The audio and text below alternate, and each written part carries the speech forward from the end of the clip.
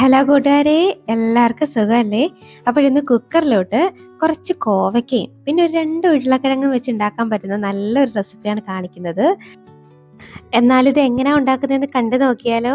അതിനു മുന്നേ ഈ ചാനൽ ഇതുവരെ സബ്സ്ക്രൈബ് ചെയ്ത ആരെങ്കിലും കാണുന്നുണ്ടെങ്കിലേ പ്ലീസ് സബ്സ്ക്രൈബ് ചെയ്ത് സപ്പോർട്ട് കൂടെ ചെയ്തേക്കണേ. അപ്പോഴേ ഇത് ഉണ്ടാക്കാൻ വേണ്ടിയിട്ടേ ആദ്യം ഒരു മസാല ഒന്ന് റെഡിയാക്കി എടുക്കണേ. അതിന് വേണ്ടിയിട്ടേ ഒരു മിക്സിയുടെ ജാർ ഒന്ന് എടുത്ത് വെച്ചിട്ട് അതിലേക്ക് ഒരു സവാള ഒന്ന് അരിഞ്ഞ് ചേർത്ത് കൊടുക്കുന്നുണ്ടേ.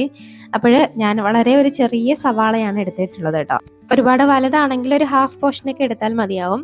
ഇനി ഒരു ചെറിയ പീസ് ഇഞ്ചിയുടെ കഷ്ണം എടുത്തിട്ട് അത് 2-3 ഒന്ന് കട്ട് ചെയ്തിട്ടിട്ടുണ്ടേ. ഇനി ഒരു 3-4 വെളുത്തുള്ളിയും കൂടെ എടുക്കാം. ഇനി ഇതിലേക്ക് ഒരു പച്ചമുളക് കൂടെ ചേർത്ത് കൊടുക്കാം. അപ്പൊ ഞാനിവിടെ ഒരു പച്ചമുളക് എടുത്തിട്ടുള്ളൂ. അപ്പൊ നിങ്ങൾ നിങ്ങളുടെ എരിവിനനുസരിച്ച് കൂട്ടുകയോ കുറയ്ക്കുകയൊക്കെ ചെയ്യാം കേട്ടോ. ഇനി കുറച്ച് മല്ലിയില ചേർത്ത് കൊടുക്കുന്നുണ്ട്. ഇനി ഒരു തക്കാളിയും കൂടെ അരിഞ്ഞ് ചേർത്ത് കൊടുക്കാം. അത് അത്യാവശ്യം വലിയൊരു തക്കാളി ആയിരുന്നു കേട്ടോ. ഇനി അതിലേക്ക് ഒരു 1/2 ടീസ്പൂണോളം മഞ്ഞൾപ്പൊടിയും ഇനി 1 ടേബിൾ സ്പൂൺ മുളക് പൊടി ചേർക്കുന്നുണ്ട്. കാശ്മീരി ചില്ലിയാണ് കേട്ടോ. 1 ടേബിൾ സ്പൂണോളം മല്ലിപ്പൊടിയും കൂടി ചേർക്കാം. ഇനി 1 ടീസ്പൂൺ സാമ്പാർ പൗഡറാണ് കേട്ടോ ചേർത്തത്. അപ്പോൾ ഇത് സ്കിപ്പ് ചെയ്യാതെ ഒന്ന് ചേർത്തേക്കണേ. ഒരു അല്പം വെള്ളം കൂടെ ചേർത്ത് നന്നായിട്ട് അരച്ചെടുക്കുന്നുണ്ട്. ഇതുപോലെ നന്നായിട്ട് പേസ്റ്റ് ആക്കി അരച്ചെടുത്തിട്ട് മാറ്റി വെക്കാവേ. അപ്പോൾ ഇനി നമുക്ക് കറി ഉണ്ടാക്കാൻ തുടങ്ങാം. അതിനായിട്ട് കുക്കർ ഒന്ന് അടുപ്പത്തേക്ക് വെച്ചിട്ട് ഒരു 3 ടേബിൾ സ്പൂണോളം ഓയിൽ ചേർത്ത് കൊടുക്കുന്നുണ്ടേ. ഞാനിവിടെ കോക്കനട്ട് ഓയിലാണ് കേട്ടോ എടുത്തേക്കുന്നത്. അപ്പോൾ ഈ ഓയിലൊന്ന് ചൂടായി വരുമ്പോഴേക്കും ഇതിലേക്ക് 1 ടീസ്പൂൺ ചെറിയ ജീരകം ഇട്ടൊന്ന് മൂപ്പിച്ചെടുക്കാവേ.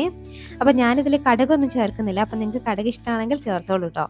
ഇനി ഇതിലേക്ക് നമ്മുടെ കോവയ്ക്ക് ചേർത്ത് കൊടുക്കാം. കോവയ്ക്കൊക്കെ ഞാൻ താങ്കളുടെ ഇതുപോലെ ഒന്ന് നടുക്കൂടെ ഒരു 2 വെട്ട് ഇട്ട് കൊടുത്തിട്ടുണ്ട് കേട്ടോ. അപ്പോൾ ഇതുപോലെ ഒന്ന് എടുത്തിട്ട് ഇനി നമ്മുടെ ആ എണ്ണയിലോട്ട് അങ്ങോട്ട് ഇട്ട് കൊടുക്കാം. ഇനി ചെറുതായിട്ടൊന്നങ്ങ് വഴറ്റിയെടുക്കാവേ. ഇതൊന്ന് ചെറുതായിട്ടൊന്നങ്ങ് ഫ്രൈ ആയി വരണം.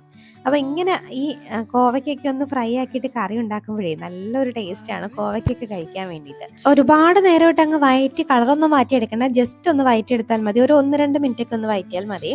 അപ്പോൾ ഇതുവരെയൊക്കെ ഒന്ന് മതിയാവും. ഇനി ഇതിലേക്ക് നമ്മൾ അരച്ച് മാറ്റി വെച്ചേക്കുന്ന ആ മിക്സ് ഉണ്ടല്ലോ, അതും കൂടെ അങ്ങോട്ട് ഇട്ട് കൊടുക്കാം. അപ്പോൾ വളരെ പെട്ടെന്ന് ഉണ്ടാക്കിയെടുക്കാൻ പറ്റുന്ന ഒരു കറിയാണ് കേട്ടോ. മീനൊന്നും കിട്ടാത്ത സമയങ്ങളിലൊക്കെ ഉണ്ടാക്കിയെടുക്കാൻ പറ്റുന്ന ഒരു കറിയാണ്. ഈ അരപ്പെല്ലാം ഒന്ന് ചേർത്ത് കൊടുത്തിട്ട് നന്നായിട്ടൊന്നങ്ങ് വഴറ്റി നല്ല അരപ്പിൻ്റെയൊക്കെ ആ ഒരു എണ്ണ തെളിഞ്ഞു വരുമല്ലോ, ആ ഭാഗം വരെ ഒന്ന് വഴറ്റി ഒന്ന് വേവിച്ചെടുക്കണേ. കാര്യം നമ്മൾ ഇതിൽ ചേർത്തേക്കുന്ന ആ തക്കാളിയുടെ സവാളയുടെ ഒന്നും പച്ചമണം കളയാതെ നമ്മൾ ഡയറക്റ്റ് അങ്ങ് അരച്ച് ചേർത്തേക്കാണ്. അപ്പോൾ നന്നായിട്ടൊന്ന് വേവിച്ചെടുക്കണേ ഇത്.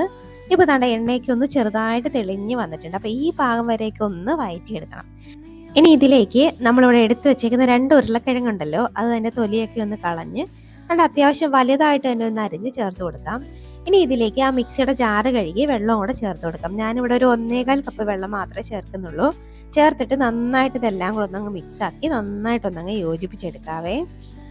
അപ്പോൾ ഈ കറി അത്യാവശ്യം ഒന്ന് തിക്കായിട്ടിരിക്കുമ്പോഴാണ് നല്ലൊരു ടേസ്റ്റ്. ഒരുപാട് വെള്ളം പോലെ ആവാതെ നല്ല തിക്കായിട്ടിരിക്കുമ്പോഴാണ് ഒരു ശരിക്കുള്ള ടേസ്റ്റ് കിട്ടുന്നത് കേട്ടോ. അപ്പോൾ ഒരുപാട് വെള്ളമൊന്നും ചേർക്കണ്ട. ഇങ്ങനെ ഒന്ന് മിക്സ് ആക്കിയിട്ട് ഇതിലേക്ക് ആവശ്യത്തിനുള്ള ഉപ്പ് നമുക്ക് ഈ സമയം തന്നെ അങ്ങോട്ട് ചേർത്ത് കൊടുക്കാം. വീണ്ടും ഒന്നും കൂടെ അങ്ങ് മിക്സ് ആക്കി എടുക്കാം.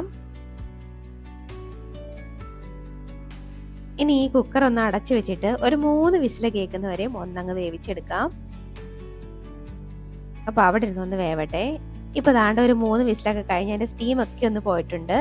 അതുകൊണ്ട് നമ്മുടെ കറിയൊക്കെ നല്ല അടിപൊളിയായിട്ട് വെന്ത് ഗ്രേവിയൊക്കെ നല്ല തിക്കായിട്ട് വന്നിട്ടുണ്ട്. അപ്പോൾ നമ്മുടെ അടിപൊളിയായിട്ടുള്ള കോവയ്ക്ക ഉരുളക്കിഴങ്ങ് കറി റെഡി ആയിട്ടുണ്ട്. അപ്പം ഇത് ചോറിൻ്റെ കൂടെയോ ചപ്പാത്തിയുടെ കൂടെയോ എന്തിൻ്റെ കൂടെ വേണമെങ്കിലും കഴിക്കാൻ നല്ല ടേസ്റ്റിയാണ്. അപ്പോൾ ഒരു വട്ടമെങ്കിലും ട്രൈ ചെയ്ത് നോക്കാൻ പറ്റിയായിട്ടാണ് കേട്ടോ. അപ്പോൾ ഇനി ഇത് നമുക്ക് ചൂടോടെ തന്നെ അങ്ങോട്ട് സെർവ് ചെയ്യാം. അപ്പം നിങ്ങളെല്ലാവരും ഒന്ന് ട്രൈ ചെയ്ത് നോക്കൂ. നിങ്ങൾക്ക് ഇഷ്ടമാവുകയാണെങ്കിൽ ഒരു ലൈക്കും കൂടെ തന്നേക്കണേ. അപ്പോൾ ഇനി ഒരു റെസിപ്പിയുമായിട്ട് വീണ്ടും കാണാം. അതുവരേക്കും ബൈ. Thanks for watching.